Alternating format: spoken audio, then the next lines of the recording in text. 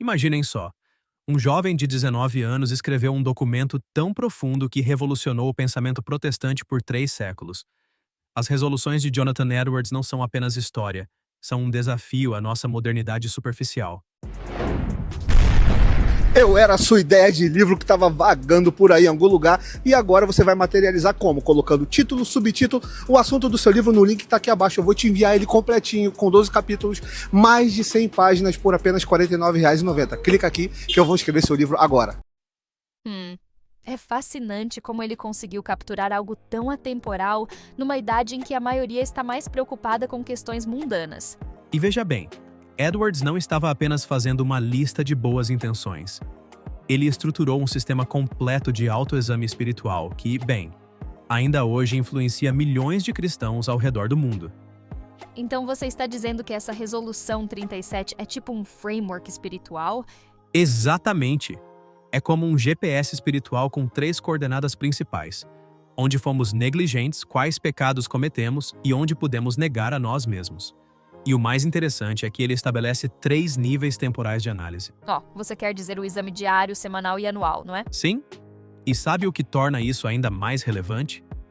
João Calvino, em suas Institutas, já falava sobre como esse tipo de autoexame regular é fundamental para o crescimento espiritual. É como se Edwards tivesse pego esse conceito e o transformado em algo mais, prático. E como isso se conecta com o que outros teólogos protestantes desenvolveram depois? É incrível você perguntar isso porque Charles Spurgeon, por exemplo, pegou esse conceito e o expandiu em seus sermões sobre santificação progressiva. Ele chamava isso de medicina da alma, um diagnóstico espiritual regular. Nossa, e pensar que tudo isso veio de alguém tão jovem. Pois é, e tem mais. Richard Baxter desenvolveu todo um sistema pastoral baseado nesse tipo de autoexame.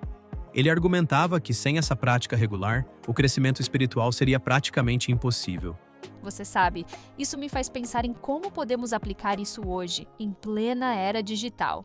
Bem, é interessante você mencionar isso porque podemos adaptar esse framework de Edwards para a nossa realidade. Imagine usar um app de journaling para fazer esse autoexame noturno, ou criar lembretes semanais para uma reflexão mais profunda. E como evitamos que isso se torne apenas mais uma tarefa mecânica? Olha só, Edwards já previa esse risco. Ele enfatizava que todo esse processo deve ser fundamentado na graça. Não é sobre performance ou checklist, é sobre crescimento em intimidade com Deus. E quanto ao aspecto comunitário disso tudo? Você toca num ponto crucial. Edwards via o autoexame pessoal e a vida em comunidade como 2 faces da mesma moeda. Em seus sermões, ele frequentemente conectava o crescimento individual com o fortalecimento da igreja como um todo. Isso me lembra muito o que Dietrich Bonhoeffer escreveu sobre vida comunitária. Exato! E sabe o que é mais interessante? Edwards manteve essa prática ao longo de toda a sua vida. Não era apenas uma resolução de juventude, era um compromisso vitalício com o crescimento espiritual.